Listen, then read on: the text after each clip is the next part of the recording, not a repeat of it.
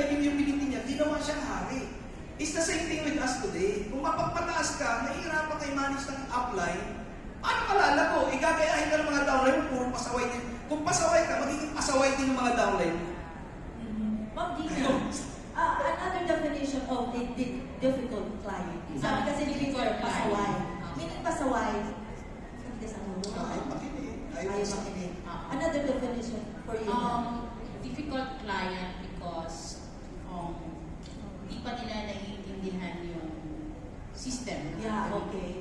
That's good. First thing first, paano tayo makakapag-deal sa mga ganun? It's yourself.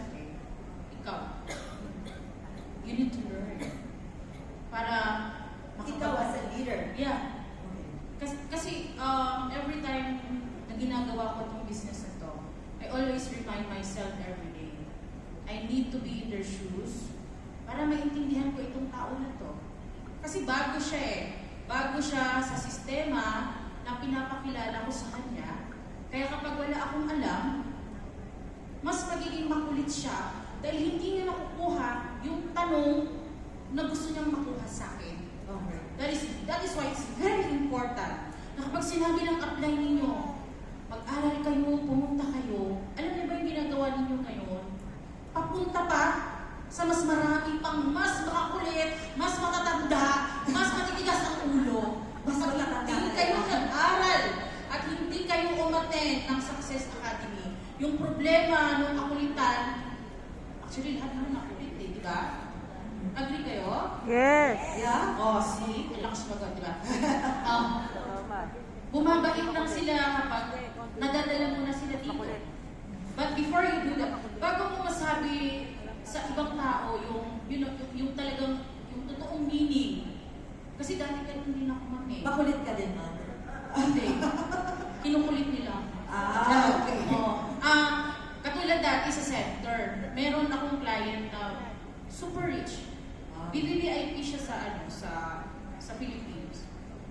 Nasira yung elevator namin sa Kasman. Siyempre, naglakad siya papunta 4th floor. Tapos hingal siya. Siyempre, nag-umpisa sa center, hindi mo naman full yung aircon, di ba? So, bakit siya doon, umupo siya. Sabi niya, die. Yes, mama. Nanginginig ba? Ang init. Ito ba ang atomic? So, situations like that, if you do not know how to handle, but because you learn already sa mga seminars, sa mga trainings, so madali na lang siyang i-handle yung mga ganyung klase ng situation. We have to remind ourselves that we are dealing with people. Yung negosyo po natin ay tao. This is more on relationship business. And this is more on learning. If you are not willing to learn, if you are not going to take yung chance na matuto yung free system ng Atomy, yung ibinibigay ng 99% system ng Atomy para matuto tayo, chances are, lagi mo talagang may gulo sa grupo, may misunderstandings, because dapat magsimula ko sa atin. That's how paano tayo maging leader.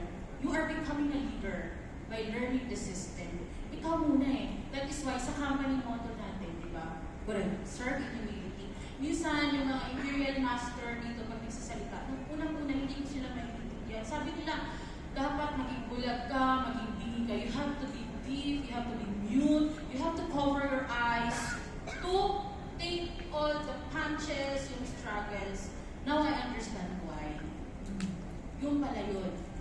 Kasi kailangan mo maintindihan yun bago mo maintindihan yung ibang tao. Kaya, yung mga kulit, bring it on. Lapit sa akin. Yeah!